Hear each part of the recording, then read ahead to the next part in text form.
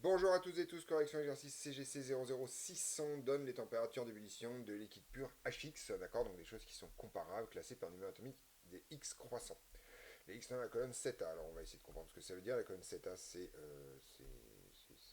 oui, c'est ça, c'est des halogènes, quoi, c'est cela. Donc en gros, la A, c'est 1, 2, 3, 4, 5, 6, 7, c'est-à-dire qu'on oublie en fait toute la partie du bloc D et du bloc F ici pour se concentrer que sur ce truc-là. Donc en gros, ce sont des halogènes, donc on compare en fait les molécules qui sont formées d'un halogène avec un hydrogène dans cette histoire. Comme toutes les molécules appelées X sont dans la même colonne, ils ont la même structure de Lewis, et donc grosso modo, si on fait le travail, on va se rendre compte que leur structure de Lewis est fabriquée comme ça.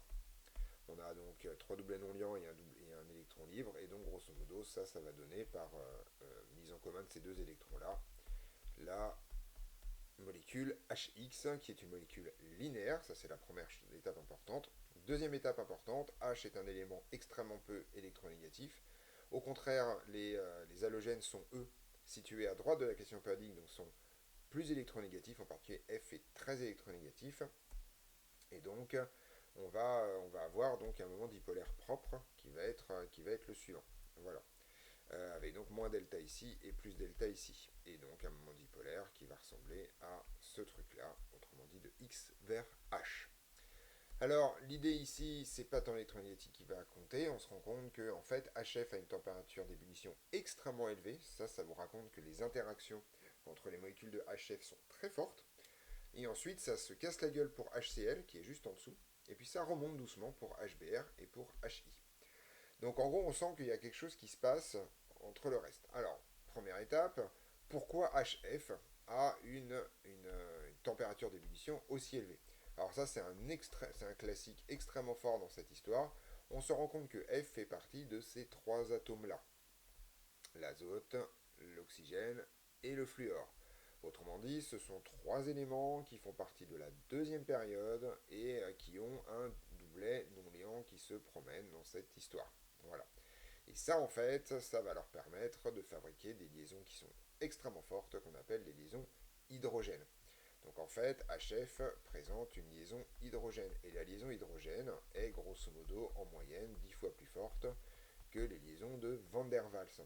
Autrement dit, les interactions intramoléculaires ici sont dominées par la liaison hydrogène, qui sont assez fortes, et donc ça vous explique pourquoi la température d'ébullition de HF est aussi élevée.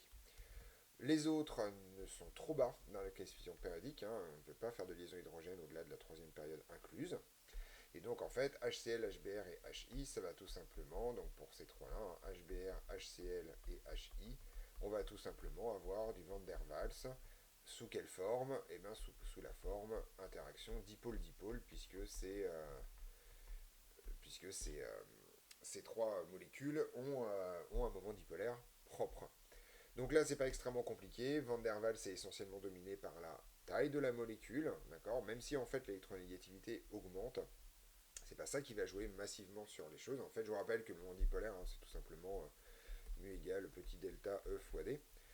Delta va augmenter au fur et à mesure qu'on monte dans la question périodique, c'est-à-dire que le delta est plus fort pour F que pour le chlore probablement, mais en fait la distance augmente beaucoup plus ou diminue plus quand on monte. Enfin voilà, grosso modo, en fait, c'est la distance qui va dominer ce moment dipolaire.